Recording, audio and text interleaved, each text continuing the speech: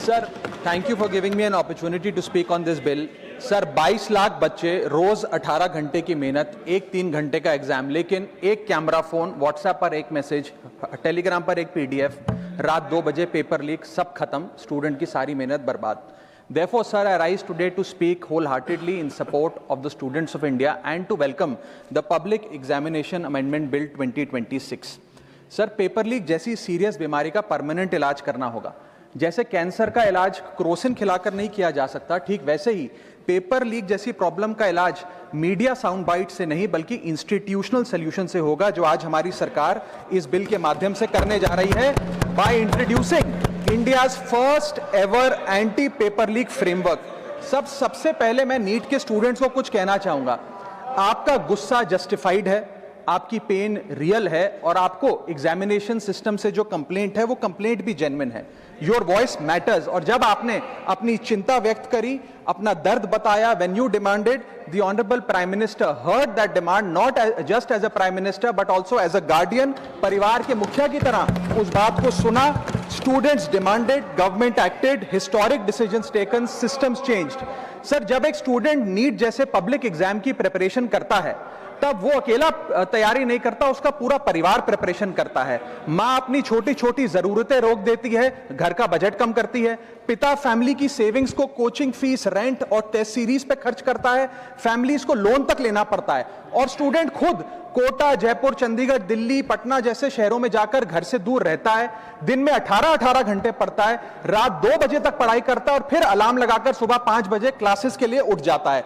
परिवार से दूर, कोई सोशल लाइफ नहीं, कोई त्योहार फेस्टिवल नहीं, सोशल मीडिया, फ्रेंड से दूर और अपनी स्लीप और अपनी हेल्थ से भी कॉम्प्रोमाइज करता है, क्योंकि उसे पता है कि जब वो पेपर लिखेगा तो सिर्फ पेपर नहीं, अपनी फैमिली के लिए एक बेटर फ्यूचर लिखने जा रहा है। और फिर एक दिन एग्जाम की तारीख पर उसे पता लगता है कि 3 साल से वो जिस पेपर की तैयारी कर रहा था वो पेपर किसी ने पहले ही पैसे देकर हासिल कर लिया, पेपर लीक हो गया।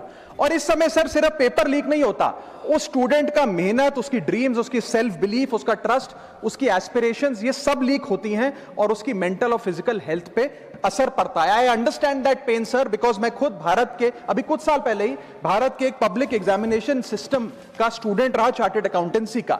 And sir, because I have spent enough time in this house critiquing the government, I have earned the right to say my next sentence with full conviction and sincerity कि जब बात students की आई, when it came to our students and the youth of India, the government heard, the government actioned and the government delivered। Students का feedback लिया, students की demands को honour किया और ये डेमोन्स्ट्रेट किया कि सरकार स्टूडेंट्स के साथ खड़ी है। जिस उम्मीद के साथ स्टूडेंट्स ने अपनी मांग प्राइम मिनिस्टर साहब के सामने रखी, उस चिंता को, उस दर्द को समझते हुए तमाम एक्शन लिए गए, तमाम स्टेप्स लिए गए, जैसे कि शॉर्ट टर्म और long term steps. Number 1, paper leak के बाद इमीडिएटली री एग्जाम कराया गया ताकि साल बर्बाद ना हो। जांच सीबीआई को सौंपी, एसआईटी का गठन हुआ, स्पेशल इन्वेस्टिगेशन टीम, जिसने 13 लोग मेन किंगपिन समेत गिरफ्तार किए। मात्र 75 दिन में, आज से 2 दिन पहले जब 75 दिन पूरे हुए जांच के, चार्जशीट भी फास्ट ट्रैक कोर्ट में दर्ज करा दी गई, जांच को महीनों सालों लटकाया नहीं।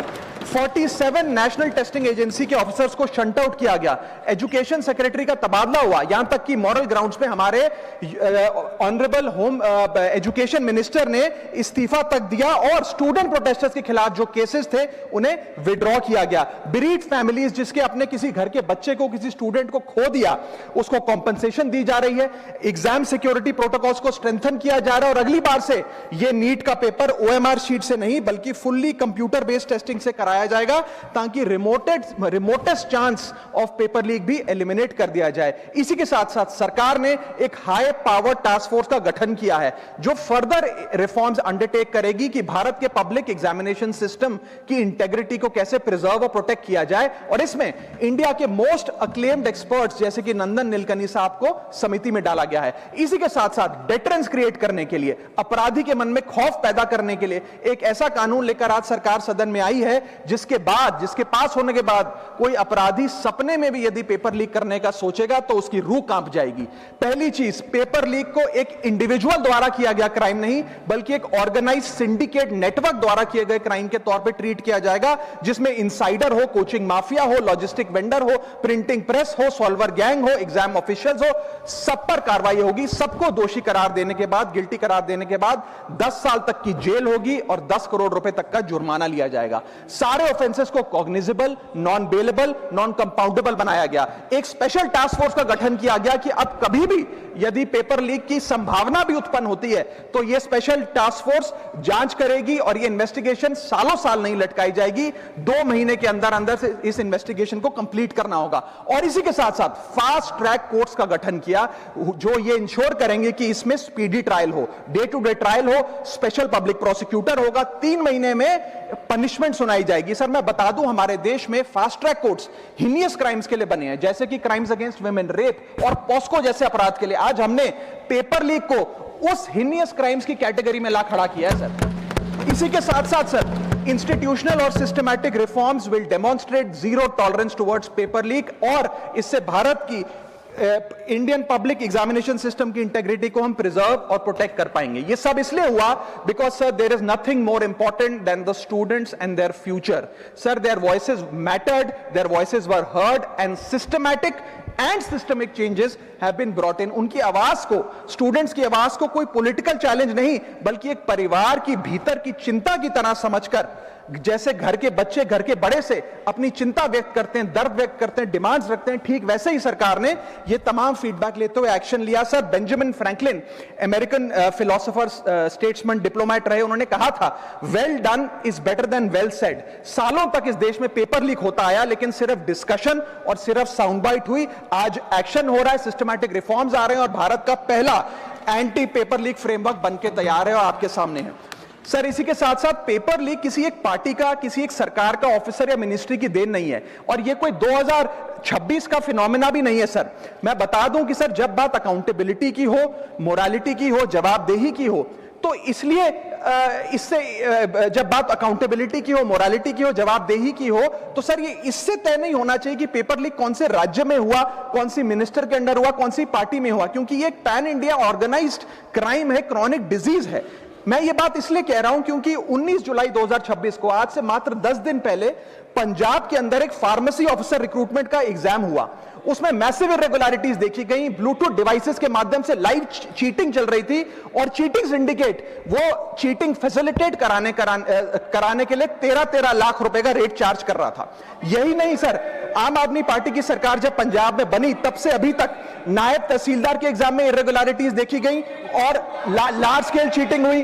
पंजाब स्टेट एजुकेशन बोर्ड में 12वीं क्लास का इंग्लिश का पेपर लीक हुआ, पीएसटीटी स्कूल टीचर रिक्रूटमेंट का एग्जाम का पेपर लीक हुआ, पीएसएसबी के ग्रुप ऑफिसर के रिक्रूटमेंट का एग्जाम लीक हुआ, एग्रीकल्चरल डेवलपमेंट ऑफिसर के रिक्रूटमेंट का एग्जाम लीक हुआ, और एक्साइज और टैक्सेशन इंस्पेक्टर की रिक्रूटमेंट की मेरिट की लिस्ट जब आई तो उसमें फर्जी नाम डाल के जारी कर दिया गया। सर मैं आ रहा हूं, अब मैं कांग्रेस में ही आ रहा हूं। आप कांग्रेस का सुनिए सर, ये मेरा समय खराब कर रहे हैं। आप बोले ना, आप बोले सर। जब सर कांग्रेस की कर्नाटक में सरकार है, इसी साल जनवरी 2026 में एसएसएलसी का पेपर हुआ। इसी साल कर्नाटक में कांग्रेस की सरकार के अंडर एसएसएलसी का पेपर हुआ, पेपर लीक हुआ, और वो पेपर ऑनलाइन 200 रुपए में स्टूडेंट्स को बेचा जा रहा था। हिमाचल प्रदेश में HP state selection commission recruitment exam का पेपर कांग्रेस के कार्यकाल में लीक हुआ। अब आप सुनिए सबसे चौंका देने वाली घटना। सर सबसे शॉकिंग और सैड बात यह है कि 2016 में कर्नाटक में जब कांग्रेस की सरकार थी, तब वहां पे 12वीं कक्षा का प्री यूनिवर्सिटी कॉलेज का 12th का केमिस्ट्री का पेपर लीक हुआ। ये क्लासरूम का पेपर नहीं था सर, ये स्टेट बोर्ड एग्जाम था। ये स्टेट का एग्जाम जब पेपर लीक हुआ, बच्चे एग्जाम देकर घर आ गए, पता लगा पेपर लीक हो गया, पेपर कैंसिल कर दिया। 20 दिन बाद री एग्जाम कराया गया, री एग्जाम का पेपर भी लीक हो गया, और उसके बाद रात को 3:30 बजे वो पेपर व्हाट्सएप पे घूम रहा था, री एग्जाम को भी कैंसिल करना पड़ा। इसके बाद जब जांच हुई, स्टेट सीआईडी ने जांच करी तो 3 लोगों को अरेस्ट किया, जिसमें कर्नाटक सरकार के मेडिकल एजुकेशन मिनिस्टर डॉक्टर शरण पाटिल का पीए खुद शामिल था। पीए 10-10 लाख रुपए लेकर पेपर लीक कर रहा था। उसके बाद जब मंत्री जी से पूछा गया कि आप इस्तीफा क्यों नहीं देते, आपकी मॉरल और डायरेक्ट जिम्मेदारी बनती है, आपके दफ्तर का आपका पीए पेपर लीक कर रहा है, आप क्यों नहीं इस्तीफा देते? तो उन्होंने कहा कि there is no question of resigning, अगर कुछ गलत हुआ है तो वो मेरे पीए का पर्सनल मैटर है, उसकी पर्सनल लाइफ है। वहां सर ऑफिस गवर्नमेंट का, डेजिग्नेशन गवर्नमेंट की, एक्सेस गवर्नमेंट का, बट अरेस्ट की बात आई तो पर्सनल लाइफ का मैटर है। और आयरनी देखिए, आज 2026 में कर्नाटक में फिर कांग्रेस की सरकार है और डॉक्टर शरण पाटिल फिर मंत्री हैं और उसी विभाग के मंत्री हैं, मेडिकल एजुकेशन विभाग के मंत्री। ये है स्टैंडर्ड ऑफ अकाउंटेबिलिटी। सर सुन लो, उसी के साथ साथ 2004 से 2014 के बीच में जब यूपीए की सरकार थी तो कांग्रेस के कार्यकाल में दर्जनों एग्जाम्पल हैं, डॉक्यूमेंटेड एग्जाम्पल हैं पेपर लीक के सर, जिसमें मुख्य तौर पर AIIMS post graduate medical entrance exam 2006 में लीक हुआ, रेलवे रिक्रूटमेंट बोर्ड का एग्जाम 2009 का लीक हुआ, all India engineering entrance exam 2011 UPA के कार्यकाल में लीक हुआ और SSC combined graduate level exam 2013 leak हुआ। सर इस पीरियड में उस समय की यूपीए सरकार ने क्या किया? कोई अकाउंटेबिलिटी एस्टैब्लिश करी, कोई एग्जाम सिक्योरिटी आर्किटेक्चर को ओवरऑल करने के लिए कोई कानून लाए, कोई dedicated anti paper leak law लाए, कुछ नहीं लाए। सर मैं एक बात कहना चाहता हूं, सर पॉलिटिकल मेमोरी सिलेक्टिव हो सकती है, पब्लिक रिकॉर्ड सिलेक्टिव नहीं हो सकता। अगर नेशनल